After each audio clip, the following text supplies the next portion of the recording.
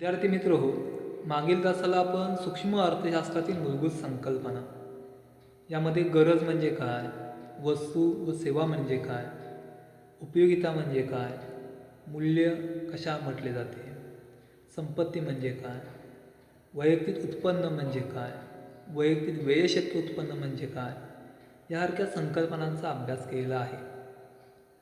यामधीलच आणखी एक संकल्पना ती म्हणजे आर्थिक क्रिया. तर या आर्थिक क्रिया या संकल्पनेचा आपल्याला आज अभ्यास करायचा आहे.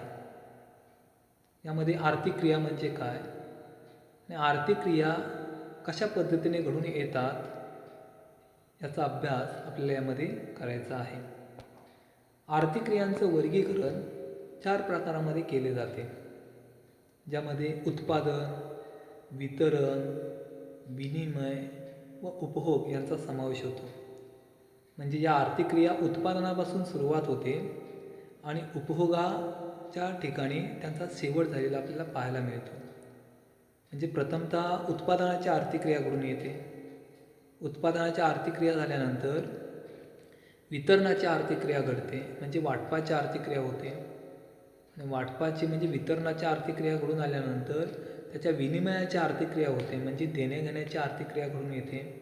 आणि देण्याघेण्याच्या आर्थिक क्रिया झाल्यानंतर म्हणजे खरेदी विक्रीची क्रिया झाल्यानंतर शेवटची क्रिया म्हणजे उपभोगाची, की ज्या ठिकाणी व्यक्ती आपली गरज पूर्ण करण्यासाठी त्या वस्तू आणि सेवांचा काय करतो, वापर किंवा उपयोग या ठिकाणी करतो, त्याला आपण उपभोग म्हणतो. या आर्थिक क्रिया आपल्याला पुढील चित्राच्या माध्यमातून देखील दाखवता येतात. या चित्राचा जर आपण विचार केला तर या चित्रामध्ये सुरुवातीला उत्पादनाची क्रिया दर्शवलेली आहे, की प्रथमतः उत्पादन केलं जातं, वस्तू आणि सेवा निर्माण केल्या जातात, म्हणजे उत्पादित केल्या जातात.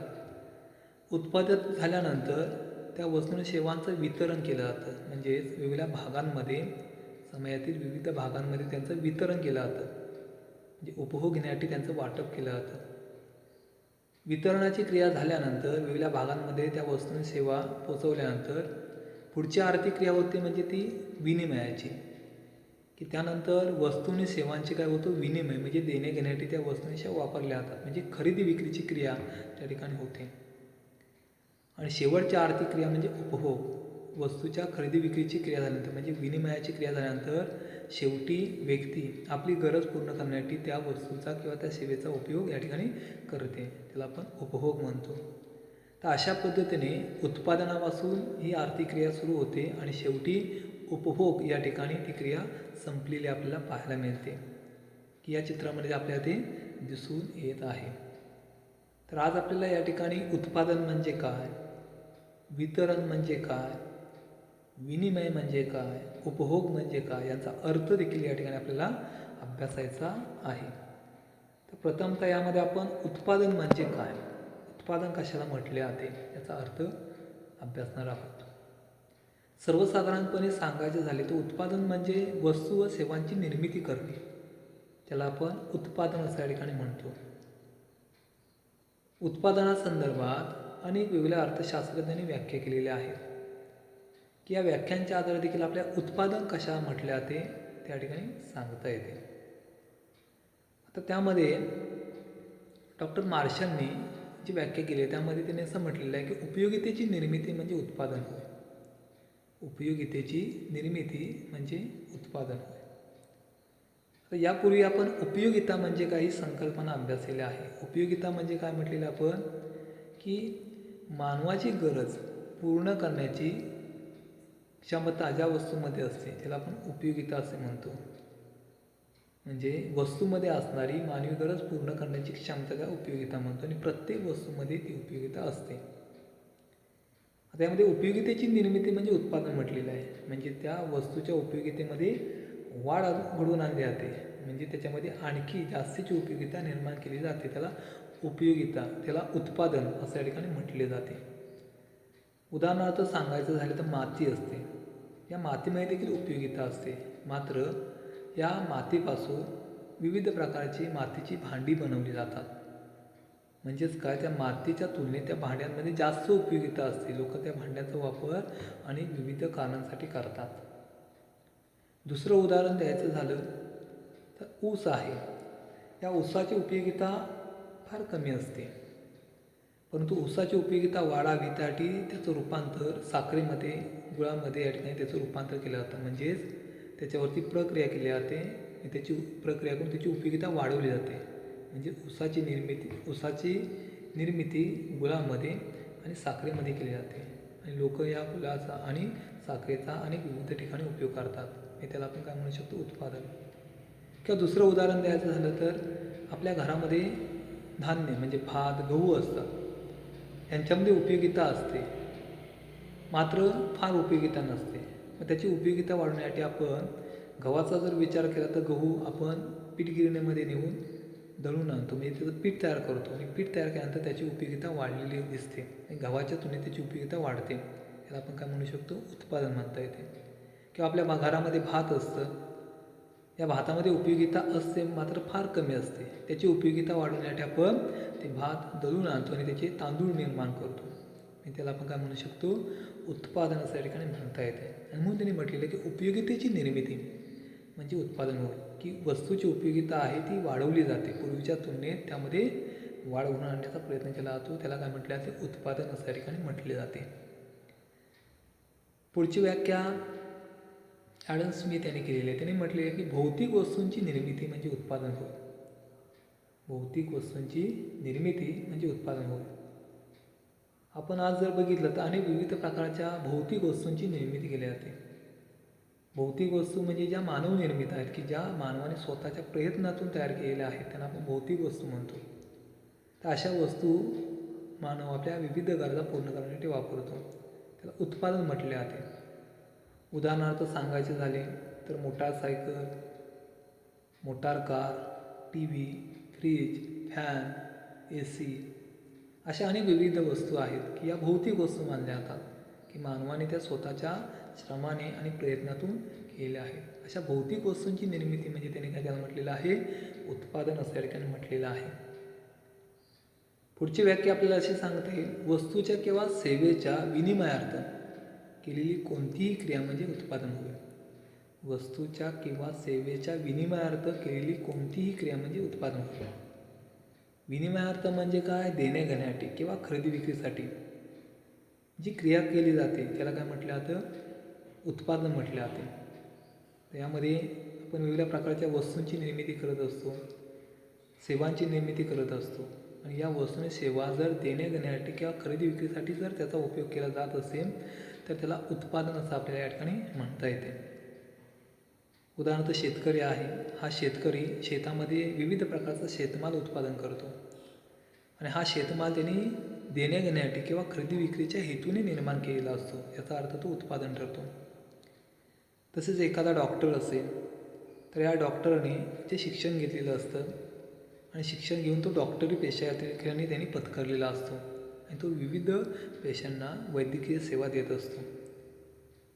म्हणजे तो आपल्या सेवेची काय करत असतो, देणे घेण्यासाठी म्हणजे खरेदी विक्रीसाठी त्याचा उपयोग करतो. याचा अर्थ त्याला देखील आपल्याला म्हणता येतं, उत्पादन अशा ठिकाणी म्हणता येते. आणि म्हणून म्हटलं जातं की वस्तूच्या किंवा सेवेच्या विनिमयार्थ केलेली कोणतीही क्रिया म्हणजे उत्पादन होय, की ज्या वस्तू किंवा सेवा देणे घेण्यासाठी किंवा खरेदी विक्री करण्यासाठी केल्या जातात त्याला काय म्हटलं जातं, उत्पादन असं या ठिकाणी म्हटले जाते.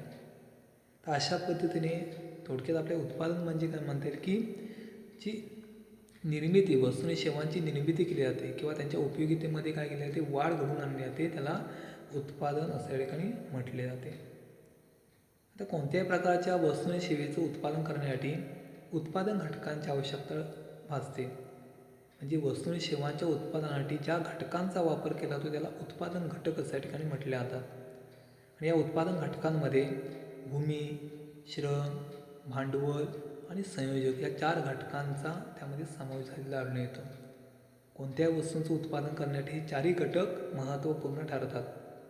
या 4 घटकांपैकी जरी एखादा घटक उत्पादन क्रियेमध्ये सहभागी झाला नाही तरी वस्तूचं उत्पादन करणे शक्य होत नाही आणि म्हणून उत्पादन कार्यामध्ये या 4 घटकांना अनन्य साधन असं या ठिकाणी महत्त्व आहे. तर यामध्ये आपण थोडक्यात आता या ठिकाणी या 4 उत्पादन घटकांसंदर्भात या ठिकाणी माहिती घेणार आहोत. तर हे 4 घटक म्हणजे कुठले आहेत, तर एक म्हणजे भूमी, दुसरा श्रम, तिसरा भांडवल आणि चौथा येतो म्हणजे संयोजक. आता यामध्ये आपण भूमी म्हणजे काय, श्रम म्हणजे काय, भांडवल म्हणजे काय आणि संयोजक म्हणजे काय यांचा अर्थ प्रथम त्या ठिकाणी समजावून घेणार आहोत. त्यामध्ये पहिला घटक आहे भूमी. तर भूमी याचा जर आपण सर्वसाधारणपणे विचार केला किंवा सर्वसाधारण अर्थ विचारात घेतला तर भूमी याला आपण जमीन असं या ठिकाणी म्हणतो. त्याला आपण काय म्हणतो, भूमी. परंतु अर्थशास्त्रामध्ये भूमी हा शब्द व्यापक अर्थाने वापरलेला आहे. भूमी म्हणजे फक्त जमीन नव्हे, तर निसर्गामध्ये आढळणारे जे सर्व नैसर्गिक घटक आहेत त्याला त्यांनी काय म्हटलेलं आहे, भूमी. म्हणजे अर्थशास्त्रामध्ये भूमी म्हणजे काय, तर जमिनीबरोबरच निसर्गात आढळणारे सर्व नैसर्गिक घटक त्यांना त्यांनी काय म्हटलेलं आहे, भूमी. आणि भूमी हा निसर्गाने मानवाला दिलेली विनामूल्य देणगी आहे. भूमी काय आहे, निसर्गाने मानवाला विनामूल्य दिलेली आहे की त्या मोबदल्यात निसर्गाने मानवाकडून कोणतीही किंमत घेतलेली नाही. असा विनामूल्य घटक आहे, त्याला आपण काय म्हणतो, भूमी म्हणतो. या संदर्भात डॉक्टर मार्शल यांनी भूमीची अशी व्याख्या केली आहे. त्यांनी म्हटले की भूमी म्हणजे काय, तर निसर्गाने मानवाच्या मदतीला विनामूल्य दिलेल्या जमिनीतील, पाण्यातील, हवेतील, प्रकाशातील आणि उष्णतेतील शक्ती साधने म्हणजे भूमी होय. जमिनीतील, पाण्यातील, हवेतील, प्रकाशातील आणि उष्णतेतील शक्ती साधने म्हणजे काय त्याने म्हटलेलं आहे, भूमी म्हटलेलं आहे. याचाच अर्थ काय, तर निसर्गामध्ये आढळणारी जी काही सर्व नैसर्गिक साधन सामग्री आहे त्या नैसर्गिक साधन सामग्रीला त्यांनी भूमी असं या ठिकाणी म्हटलेलं आहे. मग यामध्ये जमिनीच्या पृष्ठभागावर आढळणारी साधनसंपत्ती, त्यामध्ये पाणी, वनस्पती, पर्वत, डोंगर, नद्या, प्राणी या सर्वांचा समावेश या ठिकाणी या भूमीमध्ये या ठिकाणी झालेला आढळून येतो. त्यानंतर जमिनीच्या पृष्ठभागाखाली आढळणारी संपत्ती की ज्यामध्ये कोळसा, विविध प्रकारची खनिज तेल, त्यानंतर सोने, लोखंड यासारख्या ज्या वस्तू किंवा यासारखी जी खनिज द्रव्ये आहेत ती जमिनीच्या पृष्ठभागाखाली आढळतात, त्याला देखील भूमी असं या ठिकाणी म्हटले जाते.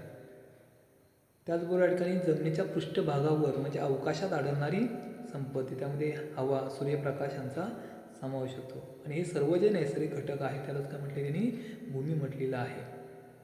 आणि भूमी हा निसर्गाची विनामूल्य देणगी आहे की मानवाला ती विनामूल्य मिळालेली आहे की त्यासाठी मानवाला कोणत्याही प्रकारची किंमत मोजावी लागत नाही किंवा कोणत्याही प्रकारची किंमत त्याला निसर्गाला द्यावी लागत नाही. अशा पद्धतीने भूमी हा उत्पादन क्रियेतील एक महत्त्वाचा घटक या ठिकाणी मानला जातो. त्यानंतर पुढचा घटक आहे श्रम. श्रम हा देखील उत्पादन कार्यातील एक महत्त्वाचा घटक मानला जातो. श्रमिक हा सजीव आहे. सजीव असल्याकारणाने त्याला भावना असतात, विचार असतात आणि त्यामुळे श्रमिकाचा आपल्याला यंत्राप्रमाणे उपयोग करून घेता येत नाही. दुसरा मुद्दा म्हणजे श्रमिकाशिवाय कोणत्याही प्रकारचं उत्पादन कार्य करणं शक्य नसते. जर श्रमिक उत्पादन कार्यामध्ये सहभागी झाला नाही किंवा त्याचा सहभाग आपण घेतला नाही तर कोणत्याच वस्तू आणि सेवेची निर्मिती किंवा उत्पादन आपल्याला करता येत नाही. आणि म्हणून श्रमिक हा देखील उत्पादन कार्यातील एक महत्त्वाचा घटक मानला जातो. सर्वसाधारणपणे आपण श्रम कशाला म्हणतो, की जी लोक अंग मेहनतीची कामं करतात त्याला आपण श्रम म्हणतो. आता संकुचित अर्थ आपण या ठिकाणी श्रमाचा विचार घेतो. मात्र अर्थशास्त्रामध्ये श्रम या शब्दाचा व्यापक अर्थ विचारात घेतलेला आहे. श्रम म्हणजे असं म्हटलं जातं की आनंद मिळवण्यासाठी कष्ट न करता जर थोडा अगर जास्त आर्थिक मोबदला मिळवण्यासाठी केलेले कष्ट त्याला श्रम म्हटले जाते. म्हणजेच केवळ आनंद मिळवण्यासाठी जर आपण कष्ट केले तर त्यांना श्रम म्हटले जात नाही. मात्र व्यक्तीने आनंद मिळवण्यासाठी कष्ट न करता जर थोडा अगर जास्त आर्थिक मोबदला मिळवण्यासाठी केलेले शारीरिक आणि बौद्धिक कष्ट त्याला काय म्हटले जाते, श्रम असं या ठिकाणी म्हटले जाते. म्हणजे याचा अर्थ असा की जर व्यक्तीने एखादं कार्य केलं म्हणजे एखादं काम केलं आणि काम केलं त्याचा मोबदला जर त्याने घेतला नाही तर त्याला श्रम असं आपल्याला म्हणता येत नाही, कारण ते आनंद मिळवण्यासाठी केलेले कष्ट ठरतात, कारण त्याने त्याचा मोबदला घेतलेला नसतो आणि म्हणून त्याला आपल्याला श्रम म्हणता येत नाही. श्रम कोणाला म्हणायचं? जर त्याने एखाद्या ठिकाणी काम केलं आणि त्या कामाचा जर त्याने मोबदला घेतला तर त्याला श्रम म्हटले जातात. तर याची अनेक उदाहरणं आपल्या या ठिकाणी सांगता येतील. उदाहरणार्थ सांगायचे झाले तर जेव्हा मैदानामध्ये मुलं खेळत असतात, ते खूप मेहनत घेत असतात, अंग मेहनत घेत असतात, मात्र त्याला श्रम म्हटले जात नाही, कारण त्यांच्या खेळण्याला कोणीही मोबदला देत नाही. मात्र त्या ठिकाणी ते खेळणारे जे विद्यार्थी आहेत त्या विद्यार्थ्यांना शिकवणारा प्रशिक्षक असतो आणि तो देखील त्या ठिकाणी मेहनत घेत असतो, त्यांना शिकवत असतो आणि त्याच्या शिकवण्याला श्रम म्हटले जातात, कारण तो प्रशिक्षक त्याच्या कामाचा काय करतो? मोबदला घेतो आणि म्हणून त्याला श्रम म्हटले जातात. किंवा दुसरं उदाहरण द्यायचं झालं, जर समजा आपण एखाद्या ठिकाणी कामासाठी गेलो, काम केलं आणि त्याचा मोबदला घेतला तर त्याला आपल्याला श्रम म्हणता येते. परंतु आपण काम केलं त्याचा जर मोबदला आपण घेतला नाही तर त्याला श्रम म्हणता येत नाही, कारण आपण ते काम केल्यानंतर त्याचा मोबदला घेतलेला नसतो. मग ते आनंदासाठी केलेले कष्ट असं आपल्याला म्हणता येतं. थोडक्यात आपल्याला असं म्हणता येतं की केवळ आनंद मिळवण्यासाठी केलेले कष्ट म्हणजे श्रम नव्हे. जर व्यक्तीने आनंद मिळवण्यासाठी कष्ट न करता जर थोडा अगर जास्त आर्थिक मोबदला मिळवण्यासाठी जर शारीरिक आणि बौद्धिक कष्ट केले किंवा काम केले त्याला श्रम असं या ठिकाणी म्हटले जाते. तर अशा पद्धतीने श्रमाचा अर्थ या ठिकाणी विचारात घेतला जातो. तर जेव्हा श्रमिक काम करतो तेव्हा या श्रमिकाला त्याच्या कामाचा मोबदला म्हणून वेतन किंवा मजुरी या ठिकाणी दिली जाते. तर अशा पद्धतीने आपल्या थोडक्यात श्रमाचा अर्थ या ठिकाणी सांगता येतो. त्यानंतर पुढचा उत्पादनाचा घटक आहे तो म्हणजे भांडवल. तर भांडवल हा देखील उत्पादन कार्यातील एक महत्त्वाचा घटक मानला जातो. भांडवल या उत्पादन कार्यामुळे उत्पादन घटकांची कार्यक्षमता वाढते. कमी वेळेमध्ये कमी खर्चामध्ये आपल्याला जास्तीत जास्त उत्पादन या ठिकाणी करता येते आणि म्हणून तो देखील एक महत्त्वाचा घटक आहे. सर्वसाधारण व्यवहारामध्ये आपण पैशाला भांडवल म्हणतो. लोक पैशाला भांडवल म्हणतात. म्हणजे आपण पाहतो की एखादा व्यक्ती म्हणतो की मी या व्यवसायामध्ये एवढा पैसा गुंतवलेला आहे आणि तो पैशाला काय म्हणतो? भांडवल म्हणतो. परंतु पैसा हे भांडवल नसून ते विनिमयाचं माध्यम मानले जाते, की पैशाच्या माध्यमातून आपण काय करतो? भांडवली साधने या ठिकाणी खरेदी करतो. जसं की या ठिकाणी पैशाच्या माध्यमातून आपण कारखान्याची इमारत बांधतो, पैशाच्या सहाय्याने आपण विविध प्रकारची यंत्रसामग्री खरेदी करतो, पैशाच्या सहाय्याने आपण कच्चा माल खरेदी करतो. म्हणजे ज्या ठिकाणी उभारलेली कारखान्याची इमारत, कारखान्यामध्ये लागणारी यंत्रसामग्री, उत्पादन करण्यासाठी लागणारा कच्चा माल याला आपल्याला भांडवल म्हणता येतं. म्हणजे या वस्तुरूपी जी काय साधनं आहे त्याला काय म्हटलं ते भांडवल म्हटले जाते. आणि पैसा हे काय आहे? भांडवली साधनं खरेदी करण्याचं माध्यम आहे आणि म्हणून आपण पैशाला केवळ पैशाला भांडवल म्हणू शकत नाही. तर पैसा हे काय आहे? भांडवली साधनं खरेदी करण्याचं माध्यम आहे. तर भांडवल म्हणजे काय याच्या देखील वेगवेगळ्या अर्थशास्त्रज्ञांनी व्याख्या केलेल्या आहे. सर्वसाधारणपणे आपल्याला असं म्हणता येईल की मानवनिर्मित उत्पादनाची साधने म्हणजे भांडवल, की जी साधनं मानवाने स्वतःच्या प्रयत्नातून तयार केलेली आहेत आणि ज्याचा वापर उत्पादन करण्यासाठी केला जातो अशा साधनांना काय म्हटलं जातं? भांडवल असं या ठिकाणी म्हटले जाते. उदाहरणार्थ कारखान्यातील यंत्र. तर कारखान्यातील यंत्र आहेत ही मानवाने स्वतःच्या प्रयत्नातून निर्माण केलेली आहेत.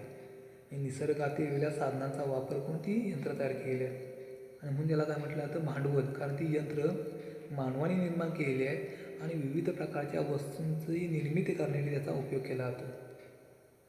किंवा शिलाई मशीन जर आपण विचारात घेतली तर शिलाई मशीनवरती कपडे शिवले जातात. आता ही शिलाई मशीन मानवाने स्वतःच्या प्रयत्नातून निर्माण केलेलं आहे, ती निसर्गतः आढळून येत नाही. तर मानवाने निसर्गातील साधनांचा वापर करून ते शिलाई मशीन तयार केले आणि या शिलाई मशीनचा वापर लोक कपडे शिवण्यासाठी भांडवली वस्तू म्हणून त्याचा वापर करतात. याचा अर्थ ती भांडवली वस्तू ठरते. त्यानंतर एखादी 4 व्हीलर असेल आणि या 4 व्हीलरचा वापर जर त्या व्यक्तीने व्यवसायाच्या दृष्टिकोनातून केला, व्यावसायिक दृष्टिकोनातून केला म्हणजे भाडे मारण्यासाठी केला तर ती फोर व्हीलर काय ठरते, भांडवल ठरते. कारण ती फोर व्हीलर मानवनिर्मित आहे आणि उत्पादन करण्यासाठी किंवा उत्पन्न मिळवण्यासाठी त्या साधनाचा त्याला उपयोग होतो. आणि म्हणून म्हटलं तर की मानवनिर्मित उत्पादनाची साधने म्हणजे भांडवल होतो की जी मानवाने निर्माण केलेली आहे आणि ज्याचा वापर उत्पादन करण्यासाठी किंवा उत्पन्न मिळवण्यासाठी केला जातो त्याला भांडवल अशा ठिकाणी म्हटले जाते. जर या वस्तूंचा उपयोग उत्पादन करण्यासाठी होत नसेल तर त्याला भांडवल मानता येत नाही.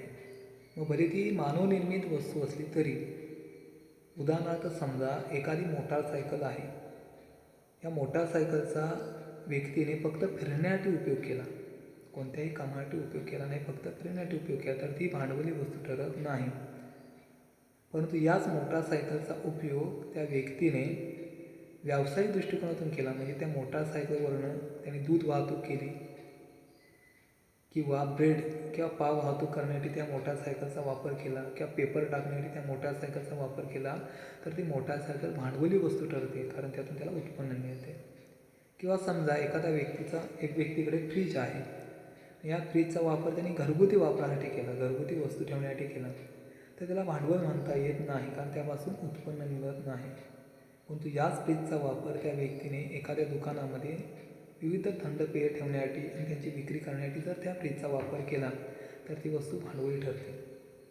म्हणजे या ठिकाणी आपल्याला हे देखील लक्षात घेतलं पाहिजे की ती वस्तू मानवनिर्मित असली तरी ती वस्तू उत्पन्न मिळवण्यासाठी किंवा उत्पादन करण्यासाठी वापरली जाते की नाही यावर आधारित आपल्याला भांडवल म्हणायचं की नाही हे या ठिकाणी ठरवावे लागते.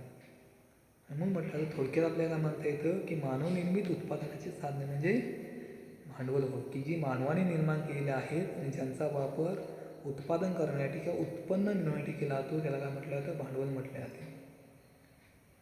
या संदर्भात बाउमोल यांनी अशी व्याख्या केलेली आहे की उत्पादित उत्पादनाची साधने म्हणजे भांडवल की जी साधनं उत्पादन करण्यासाठी वापरली जातात त्याला भांडवल म्हटले जाते. आणि असंही म्हटले की भांडवली वस्तूंचा साठा जो उत्पन्न मिळवून देतो त्याला भांडवल अशा ठिकाणी म्हटले जाते. भांडवली वस्तूंचा साठा म्हणजे जसं की या ठिकाणी बघा आपली पिटी गिरण असेल, एखादा ट्रक असेल किंवा कारखान्यातील यंत्र असतील, ही भांडवली वस्तूंचा साठा आहे की तो आपल्याला काय करतो, उत्पन्न मिळवून देतो.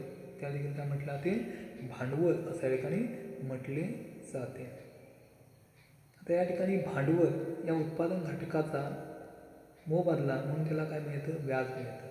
भांडवली साधनांचा आपण उत्पादन कार्यामध्ये वापर केल्याबद्दल त्याचा मोबदला म्हणून त्याला काय दिला जातं, व्याज या स्वरूपात त्याला उत्पन्न या ठिकाणी मिळते किंवा मोबदला दिला जातो. तर अशा पद्धतीने भांडवल हा देखील उत्पादन कार्यातील एक महत्त्वाचा घटक ठरतो. त्यानंतर पुढचा उत्पादन घटक आहे तो म्हणजे संयोजक. संयोजक हा देखील उत्पादन कार्यातील एक महत्त्वाचा घटक मानला जातो आणि त्याची उत्पादन कार्यातील भूमिका आहे ही महत्त्वपूर्ण ठरते. तर संयोजक हा उत्पादन घटक उत्पादन कार्यामध्ये सहभागी झाला नाही तर वस्तू किंवा सेवेचं निर्मिती करणं, उत्पादन करणे शक्य होत नाही. संयोजक हा उत्पादन कार्यातील सर्वात सक्रिय घटक मानला जातो की हा घटक जे इतर उत्पादन घटक आहेत त्यांना क्रियाशील करण्याचा प्रयत्न करतो. म्हणजे जर संयोजक हा जर उत्पादन कार्यामध्ये नसेल तर इतर उत्पादन घटक आहेत जसे भूमी, श्रम, भांडवल हे निष्क्रिय राहतात. ते कोणत्या प्रकारचं कार्य करू शकत नाहीत किंवा उत्पादन करू शकत नाहीत. म्हणजे हे उत्पादन कार्य करण्यासाठी संयोजक हा खूप महत्त्वाचा त्यामध्ये घटक ठरतो. संयोजक म्हणजे आपण कोणाला म्हणतो की जो घटक भूमी, श्रम, भांडवल या 3 घटकांना एकत्र आणतो, त्यांच्यात समन्वय साधतो आणि त्यांच्याकडून काय करतो, वस्तू आणि सेवांची निर्मिती करतो, त्याला संयोजक अशा ठिकाणी म्हटले जाते. म्हणजे संयोजक हा उत्पादन घटक 3 उत्पादन घटकांना एकत्र आणण्याचा, त्यांचा समन्वय साधण्याचा आणि त्यांच्याकडून वस्तू आणि सेवांची निर्मिती करून घेण्याचं काय करतो, कार्य करतो. त्याला काय म्हणतो आपण, संयोजक म्हणतो. काही वेळेला संयोजक या उत्पादन घटकाकडे स्वतःची भूमी नसते, श्रम नसतो, म्हणजे तो श्रमिकाप्रमाणे श्रम करू शकत नाही किंवा स्वतःचं भांडवल नसेल. पण असं असताना देखील तो काय करतो, स्वतःचं काही नसलं तरी हे सर्व जमा करतो, एकत्र करतो आणि एकत्रित करून या ठिकाणी त्यांच्याकडून कार्य करून घेतो. त्याला आपण संयोजक म्हणतो. संयोजक हा उत्पादन कार्यातील धोके आणि अनिश्चित धोके देखील पत्करत असतो. उत्पादन कार्य करताना अनेक धोके येत असतात, अनेक अनिश्चित धोके असतात आणि ते पत्करून उत्पादनाचं कार्य करतो, त्याला आपण संयोजक अशा ठिकाणी म्हणतो.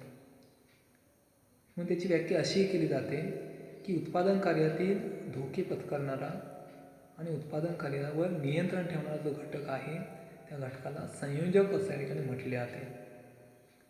याची व्याख्या प्राध्यापक शिंपीटर यांनी असं केलं आहे की त्यांनी असं म्हटलेलं आहे की संयोजक हा नवप्रवर्तक असतो. म्हणजे संयोजक हा उत्पादन कार्यामध्ये सतत नाविन्य आणत असतो, नवीन नवीन बदल घडून आणत असतो. त्याला त्यांनी काय म्हटलेलं आहे, संयोजक अशा ठिकाणी म्हटलेले आहे. संयोजक हा जो उत्पादन कार्यामध्ये महत्त्वाची भूमिका करतो त्याबद्दल त्याला मोबदला मिळतो, नफा या स्वरूपात त्याला मोबदला दिला जातो. तर उत्पादन कार्य करत असताना उत्पादन घटकांचे मोबदले दिल्यानंतर म्हणजे भूमीला खंड, श्रमिकाला वेतन आणि भांडवलाला व्याज देऊन झाल्यानंतर जे उत्पन्न शिल्लक राहते त्याला आपण नफा म्हणतो. आणि नफा हा संयोजकाचा काय ठरतो, मोबदला ठरतो. संयोजकाचा मोबदला म्हणून त्याला काय मिळतं, नफा मिळते. आणि हा नफा कधी धन असू शकतो, कधी शून्य असू शकतो, कधी ऋण देखील असू शकतो. तर अशा पद्धतीने संयोजक हा देखील एक उत्पादन कार्यातील एक महत्त्वाचा घटक आहे.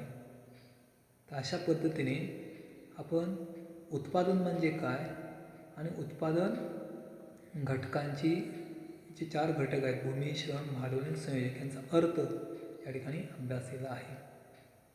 तर पुढच्या आर्थिक क्रिया आहे ती म्हणजे वितरण. तर वितरण म्हणजे काय, तर त्याचा सर्वसाधारण जर आपण अर्थ विचारात घेतला तर त्याला आपण वाटप करणे असं म्हणतो. वितरण करणे म्हणजे काय, वाटप करणे. म्हणजे उत्पादनाचे समाजाच्या विविध भागांमध्ये वितरण होते. म्हणजे वस्तू आणि सेवांची निर्मिती केली जाते. ही निर्मिती केल्यानंतर ती विविध भागामध्ये, समाजातील विविध भागामध्ये काय केली जाते, वितरित केली जाते. म्हणजे त्याचं वाटप केलं जातं की जेणेकरून त्या भागातील लोकांना त्या वस्तू आणि सेवांचा काय करता येईल, आपली गरज पूर्ण करण्यासाठी उपभोग घेता येईल किंवा त्याचा उपयोग करता येईल, त्यासाठी त्याचं वितरण केलं जातं. म्हणजे वितरण करणे म्हणजे काय, वस्तू आणि सेवांचं समाजातील विविध भागांमध्ये वितरण करणे. तशाच पद्धतीने उत्पादन कार्यामध्ये जे उत्पादन घटक वापरले जातात म्हणजे भूमी, श्रम, भांडवल आणि संयोजक, हे जे 4 उत्पादन घटक वापरले जातात, या 4 उत्पादन घटकांचा मोबदला वितरित केला जातो. म्हणजे भूमीला खंड दिला जातो, श्रमिकाला वेतन दिलं जातं, भांडवलाला व्याज आणि संयोजकाला नफा वितरित केला जातो. आणि हा वितरण करण्याचं काम वितरण व्यवस्थेद्वारे या ठिकाणी केले जाते. म्हणजे थोडक्यात वितरण करणे म्हणजे काय, तर वाटप करणे, वस्तू आणि सेवांचं समाजातील विविध भागांमध्ये वाटप करणे, तसेच उत्पादन घटकांना त्याच्या कामाचा मोबदला म्हणून खंड, वेतन, व्याज आणि नफा त्यांना वाटप करणे किंवा वितरित करणे, त्याला आपण वितरण करणे या ठिकाणी म्हणतो. त्यानंतर पुढची आर्थिक क्रिया ती म्हणजे विनिमय. तर विनिमय म्हणजे काय, तर विनिमय म्हणजे आर्थिक वस्तू व सेवांची देवाणघेवाण किंवा खरेदी विक्री होय. विनिमय म्हणजे काय, तर आर्थिक वस्तू व सेवांची देवाणघेवाण किंवा खरेदी विक्री होय. म्हणजे ज्या वस्तू आणि सेवा निर्माण केल्या जातात त्या उपभोग घेण्यासाठी लोकांना काय केल्या जातात, विकल्या जातात, दिल्या जातात, घेतल्या जातात. म्हणजे वस्तू किंवा सेवा देऊन त्याच्यामध्ये काय केल्या जातात, पैसे घेतले जातात किंवा त्याचं मूल्य या ठिकाणी घेतलं जातं, त्याची किंमत घेतली जाते. त्यालाच काय म्हणतो, विनिमय करणे. विनिमय करणे म्हणजे काय, देणे व घेणे, त्याला आपण विनिमय करणे म्हणतो. म्हणून त्याची व्याख्याला सांगितली, विनिमय म्हणजे आर्थिक वस्तू व सेवांची देवाणघेवाण किंवा खरेदी विक्री होय. अर्थशास्त्रामध्ये विनिमय हा प्रामुख्याने आर्थिक व्यवहाराशी संबंधित आहे. म्हणजे आर्थिक क्रियांशी ही संकल्पना संबंधित असलेली आपल्याला पाहायला मिळते. आणि शेवटची त्यातली आर्थिक क्रिया ती म्हणजे उपभोग. आता उपभोग घेणे याला आपण काय म्हणतो, सर्वसाधारणपणे खाणे असं म्हणतो. परंतु त्याचा अर्थ खाणे असा न होता या ठिकाणी वस्तू व सेवांचा उपयोग करणे असा या ठिकाणी त्याचा अर्थ घेतला जातो.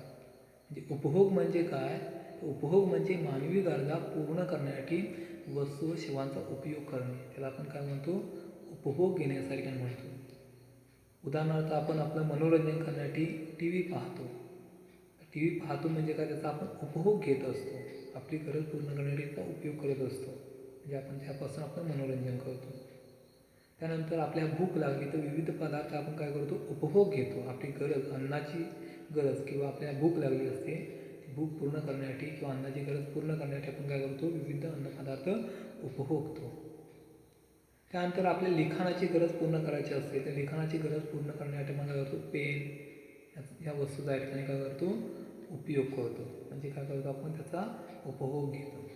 समजा आपल्याला वाहतुकीची गरज निर्माण झाली, तर वाहतुकीची गरज निर्माण झाल्यानंतर आपण काय करतो, 2 व्हीलर 4 व्हीलर याचा काय करतो, आपण उपयोग करतो. म्हणजेच काय, आपण त्याचा उपभोग घेतो. उपभोग घेणे म्हणजे काय, तर आपली गरज पूर्ण करण्यासाठी वस्तू आणि सेवांचा उपयोग करणे, त्याला आपण काय म्हणतो, उपभोग घेणे या ठिकाणी म्हणतो.